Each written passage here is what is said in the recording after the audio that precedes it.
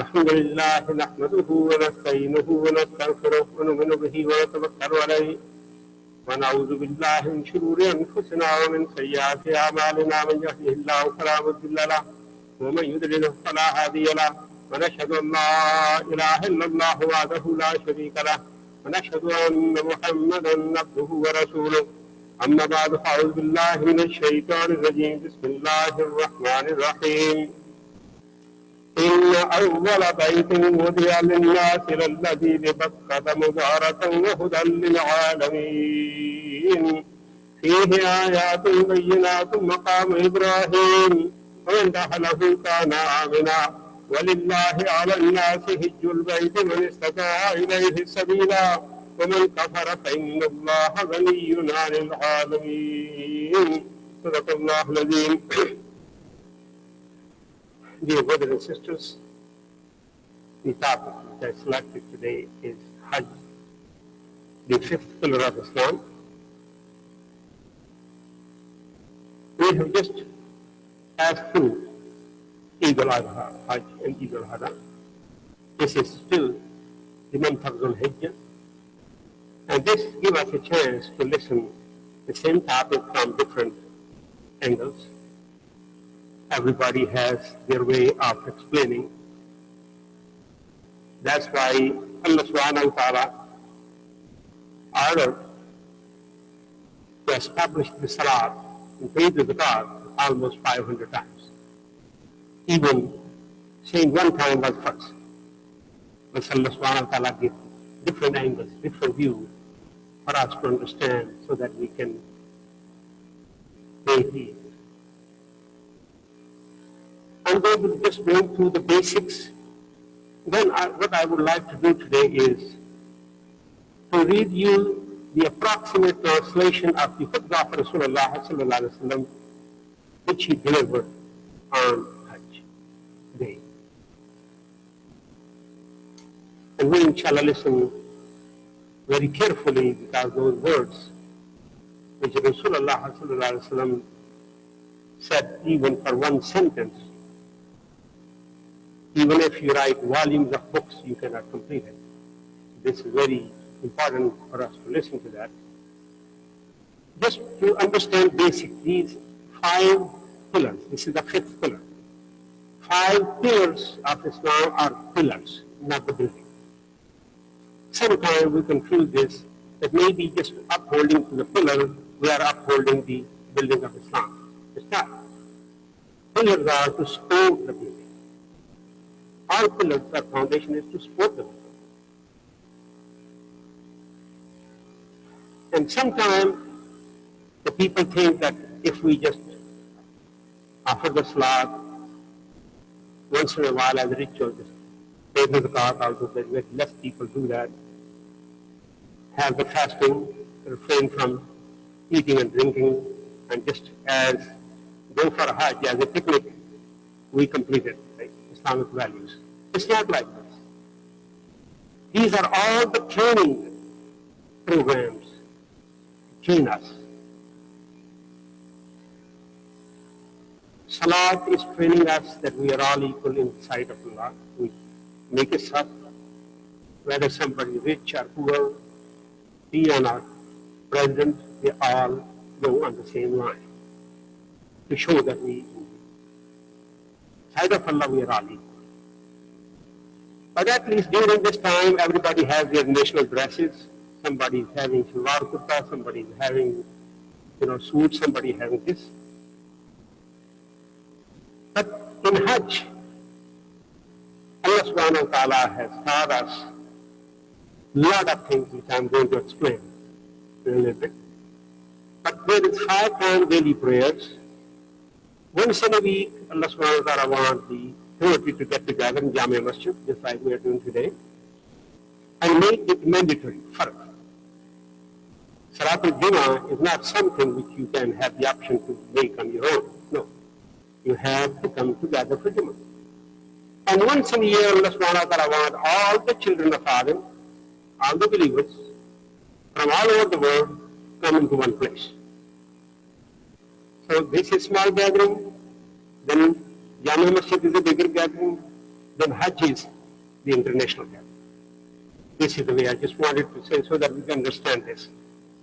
Just like Salat, teach us a lot of things, but unfortunately we have made it ritual. Salat is not, Allah subhanahu wa ta'ala did not say read Salat. He said establish Salat. There's a lot of difference. That's not the topic, so I'm not going to touch that. Maybe some other day. But main thing is, coming together, we don't know who is on our right side or who is on the left side. Although the employers are coming to that place, employees are coming to that place, people who are out of job are coming to the same place. Why 5 times a day to get together? So that we know each other as brothers and sisters. If somebody is looking for a job, the person who is offering or having the jobs are there too. Have we ever used the masjid for that? Or the employment opportunities? No, because we just made it a ritual. It's not. Same way, fasting is a training. That if you have to refrain from food and drink, because Allah has said that, we are doing that. And nobody go in the dark room or in private and eat or drink, because they know that Allah is watching. It's not that during Ramadan Allah is watching and the rest of the year He is not watching. No, He is watching us 24/7. That is a training given to us so that inculcate consciousness among us that we believe Allah is watching and we are going to be held accountable for all our actions. Coming and zakat is another to know the different things, the social programs, the poor people, and the combined projects have the right in our wealth. And Salat and Zakat has been mandatory in the Sharia of all prior prophets. It's not something new. Yes, the current format is the one which Rasulullah sallallahu alaihi wasallam has given us. The same way Rasulullah sallallahu alaihi wasallam performed only one Hajj. That's also called Hijjatul Wada.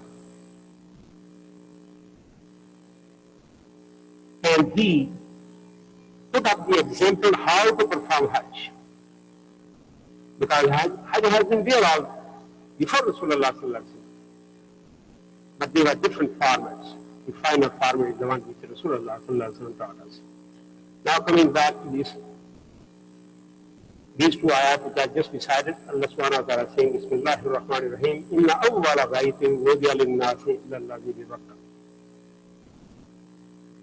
Indeed, the very first house built for the worship of Allah is the one in Makkah, which is Kaaba. Who built this house? Hazrat Adam alayhi salatu wasalam built this house. Then in flood of Nuh alayhi salatu wasalam, that was demolished, disappeared. Then Allah subhanahu wa ta'ala wanted Hazrat Ibrahim to re-erect the building in the same footing, which he did with Hazrat Ismail's real. Then Allah is saying, Mubarakan, a blessed site, وَهُدًى لِلْعَالَمِينَ, and source of guidance for all the worlds. فِيهِ آيَاتٌ بَيِّنَاتٌ مَقَامُ إِبْرَاهِيمَ. In it are signs, clear signs, and the station of Ibrahim alayhi salatu wasalam. وَمَنْ دَخَلَهُ كَانَ آمِنًا. Anyone who enters into it is safe. النَّاسِ حِجُّ الْبَيْتِ مَنِ اسْتَطَاعَ إِلَيْهِ سَبِيلًا. And performance of Hajj, pilgrimage to this house, is duty to Allah subhanahu wa ta'ala for anyone who can afford the journey to it. وَمَنْ كَفَرَ, and anyone who disobeys this order, فَإِنَّ اللَّهَ غَنِيٌّ عَنِ الْعَالَمِينَ, then he or she should know that Allah is free of want from anyone in the world. Everybody needs Him, but He don't need anybody. Then Allah subhanahu wa ta'ala asked Ibrahim Khalilullah when he re-erected this building, وَأَذِّنْ فِي النَّاسِ بِالْحَجِّ. O Ibrahim, make proclamation of Hajj to mankind. When he was ordered to make the proclamation of Hajj, there was nobody there to listen to it. He said, oh Bari Ta'ala, there's nobody other than the barren valley. Allah subhanahu wa ta'ala is saying, your job is to make the proclamation, our job is to get it to the people. And you can see how it has gone to every nook and corner. And that's what Allah subhanahu wa ta'ala is saying next. يَاتُوكَ رِجَالًا وَعَلَىٰ كُلِّ ضَامِرٍ يَأْتِينَ مِنْ كُلِّ فَجٍّ عَمِيقٍ. They will come to you on foot, on lean camels, or any other kind of transportation from every distant corner of the world. And you can very well see that every distant corner of the world people are going. What is this Hajj? It is in response to that call, which Ibrahim Khalilullah made the proclamation on the order of Allah subhanahu wa ta'ala. God, come for Hajj. That's why anybody who is going for Hajj, before they enter in Hudud al-Haram, which is called Miqat,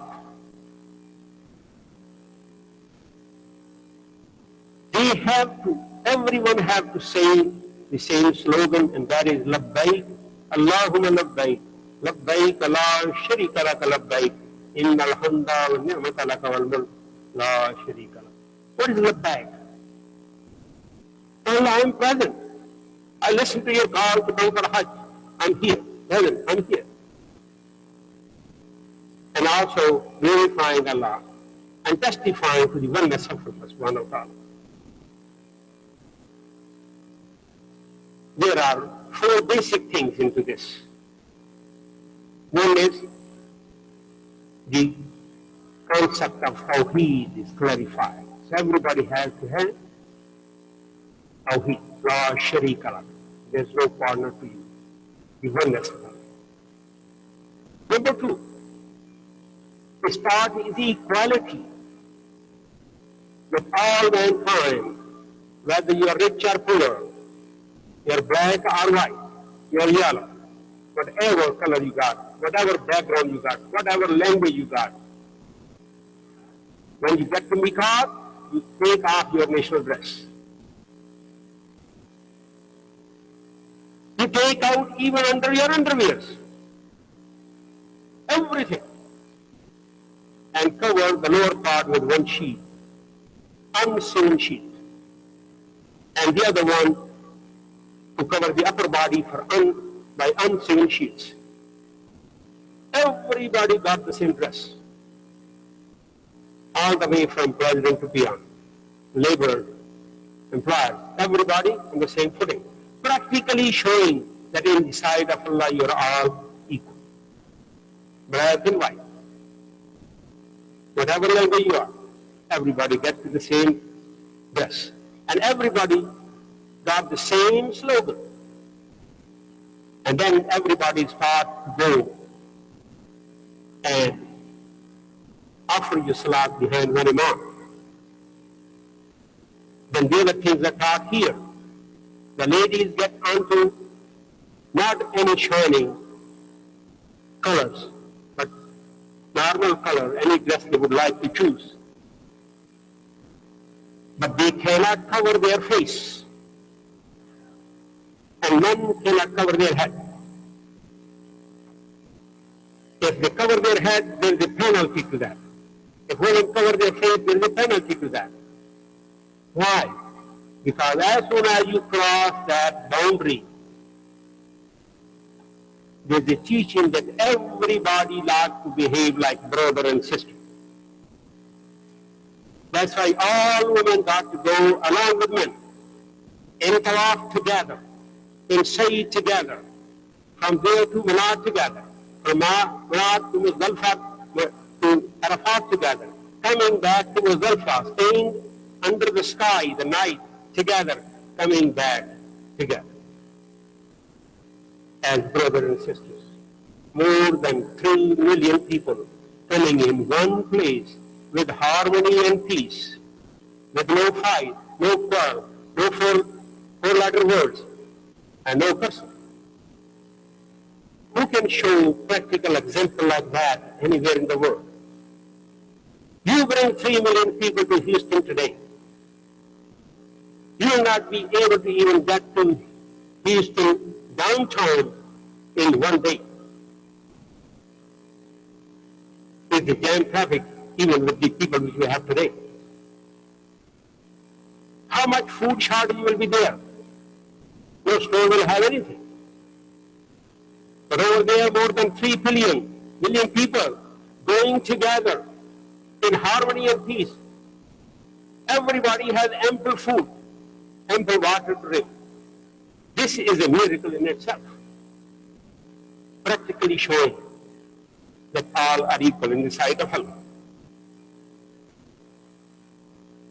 Third thing,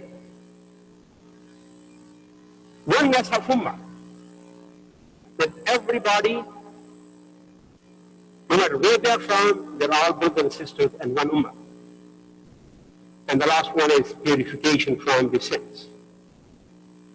Going to Arafah. What is Arafah? Arafah is the place where there is a small hill called Jabal Rahmah. That's where Hazrat Adam, when he was expelled from paradise, he stood there and made tawbah. Allah accepted his tawbah. Allah united him with his wife over there. They were put in 2 different locations. That's where they were united after tawbah.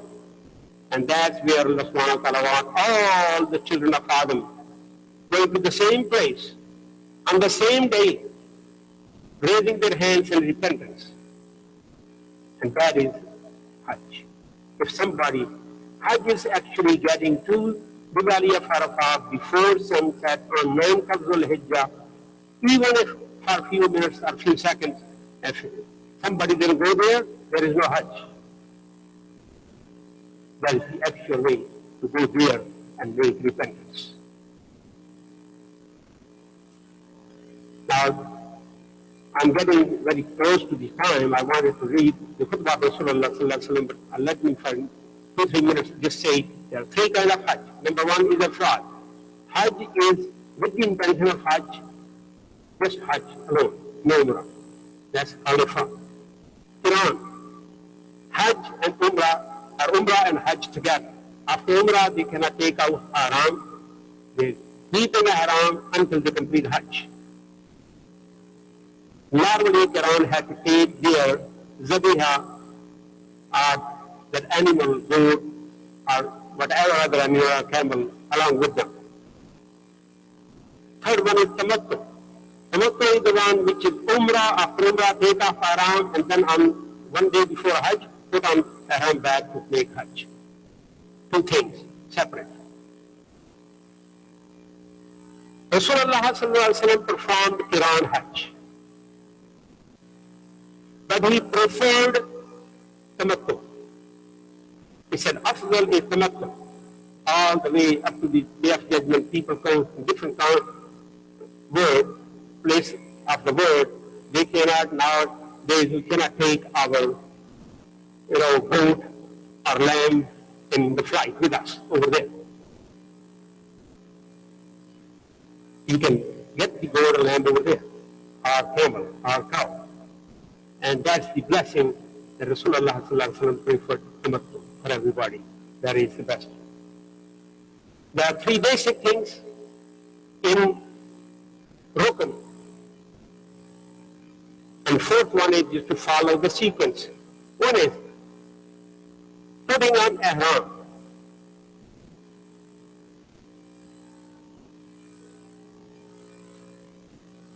Getting to Arafah. And tawaf-e-ziyarat, after coming back on his day to make tawaf and say. These 3 are rukns of Hajj. There are 7 requirements of Hajj. 8th one is to keep the sequence. Number 1, tawaf-e-qudum. As you enter Makkah, make a tawaf and say. Say.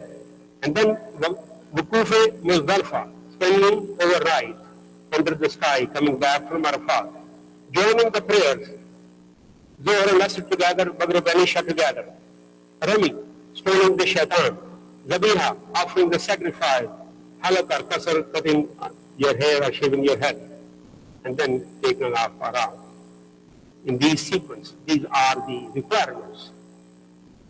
Rather than going further to this, inshallah, a copy of this will be available to you on the donation box. Put something in and please pick up a copy. It will give you more details. But I would rather read the Khutbah of Rasulullah sallallahu alaihi wasallam, the second part, so that we can listen to what Khutbah was delivered by Rasulullah sallallahu alaihi wasallam on that day. Let's pray to Allah. May Allah respond to our prayers. Innahu ta'ala Jawwadun Kareem, Kareemun Malikum Barrun.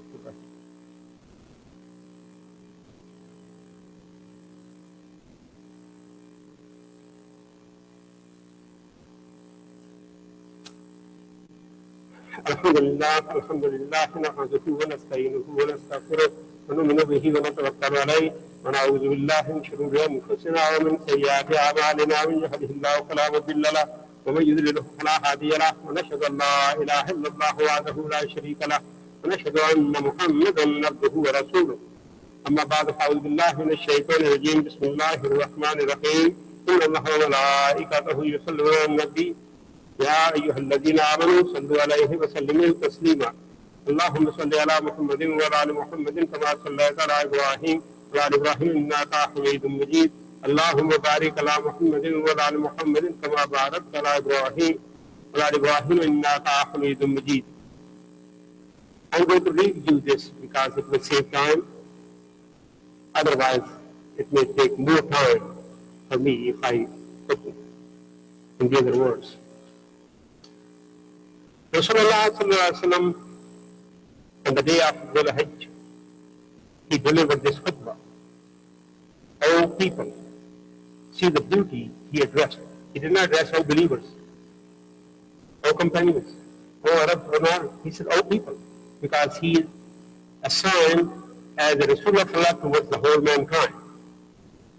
O people, lend me an attentive ear, for I know not whether after this year I shall ever be amongst you again. Therefore, listen to what I am saying to you very carefully, and take these words to those who could not be present here today. O people, just as you regard this month, this day, and this city as sacred, so regard the life and property of every Muslim as a sacred trust. Return the goods entrusted to you to their rightful owners. Hurt no one, so that no one may hurt you. Remember that you will indeed meet your Rabb, and that He, subhanahu wa ta'ala, will indeed reckon your deeds. Allah has forbidden you to take usury, riba, interest. Therefore, all interest obligations shall henceforth be waived. Your capital, however, is yours to keep. You will neither inflict nor suffer any inequity. Allah has ordained that there shall be no interest, and that all the interest due to Abbas ibn Abdul Muttalib, the Prophet's uncle, uncle, shall henceforth be waived. Beware of shaitan for the safety of your religion. He has lost all hope that he will ever be able to lead you astray in the big things. So beware of following shaitan in small things. O people, it is true that you have certain rights with regard to your women, but they also have rights over you. Remember that you have taken them as your wives only under Allah's trust and with His permission. If they abide by your right, then to them belong the right to be fed and clothed in kindness. Do treat your women well and be kind to them, for they are your partners and committed helpers. And it is your right that they do not make friends with anyone of whom you do not approve, as well as never to be unchaste. O people, listen to me in earnest, attentively. Worship Allah, offer your 5 daily prayers, salat, fast during the month of Ramadan, and give your wealth in zakat, performance of Hajj, perform Hajj if you can afford to do so. All mankind is from Adam and Eve, and Arab has no superiority over non-Arab, nor a non-Arab has any superiority over the Arab. Also, a white has no superiority over the black, nor does a black have any superiority over the white, except by piety and good deeds. Understand that every Muslim is a brother to every Muslim, and that the Muslims constitute one brotherhood. Nothing shall be legitimate to a Muslim which belongs to a fellow Muslim unless it was given freely and willingly. Do not therefore do injustice to yourself. Remember, one day you will appear before Allah subhanahu wa ta'ala and answer your deeds. So beware, do not stray from the path of righteousness after I am gone. O people, no prophet or apostle will come after me, and no new faith will be born.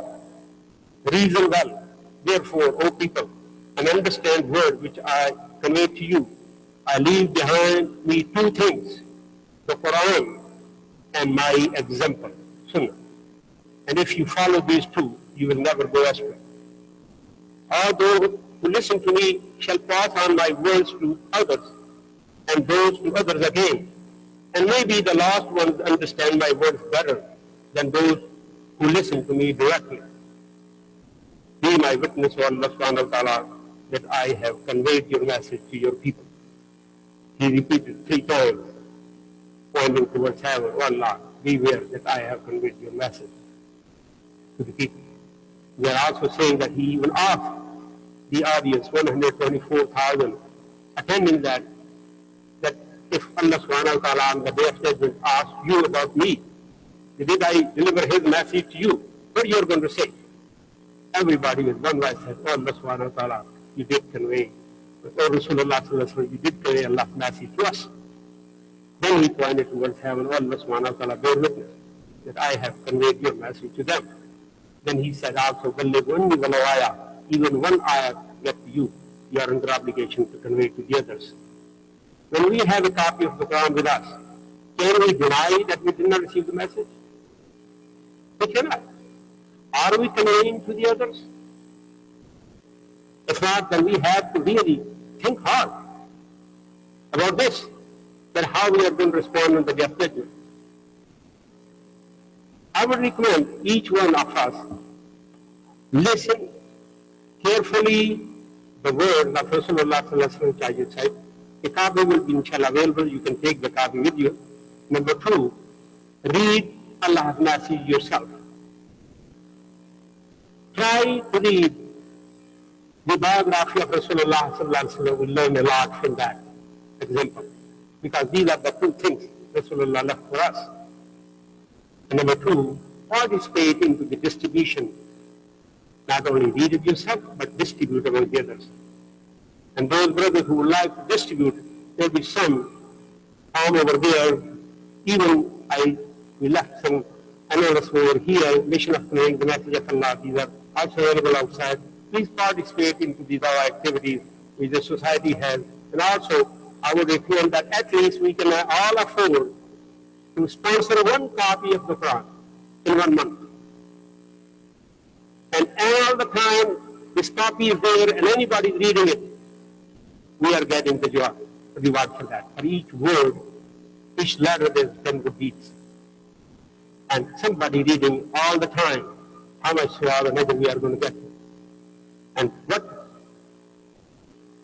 thanks we will have on the day of judgment for not conveying the message, Allah's message there. The other thing which I would like to convey to you before I conclude is, alhamdulillah, we all know we have this booklet available. It's over here in the main center. We can get a copy and give it to our non-Muslim friends. We have to read it ourselves also. There are a lot of Muslims don't know about Islam. We say we are Muslims, but how much we know about Islam, that is the question each one of us has to ask ourselves.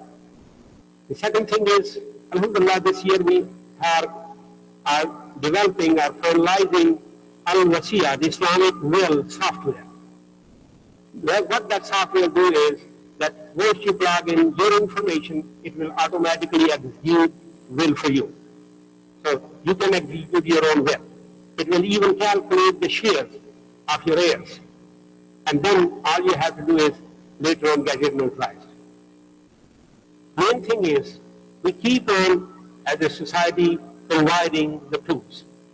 But if we don't use it, how many, if anyone, have not executed the will, they are all already in the violation of Rasulullah's order that he said, if somebody has a bequest or a will to make, it's not befitting, it's not lawful for that person to let even 3 nights pass by without having his will written. And this is mandatory commandment of the residents of North America because local courts do not recognize Sharia law, Islamic law. In India, Pakistan, or other Muslim countries, there is Islamic law. Even if you don't have a will, that's okay. Everything will be distributed according to Sharia. But here, unless you have a will, you are not going to be, and number two, 80% of your wealth might be gone in litigations rather than getting to your family. By writing this simple document, you can leave everything for your family other than 2 or 3% cost for the poor. It's up to you to leave for your family 98%, or you want to leave for your family 25%. After all heard. May Allah subhanahu wa ta'ala help us that we do the best.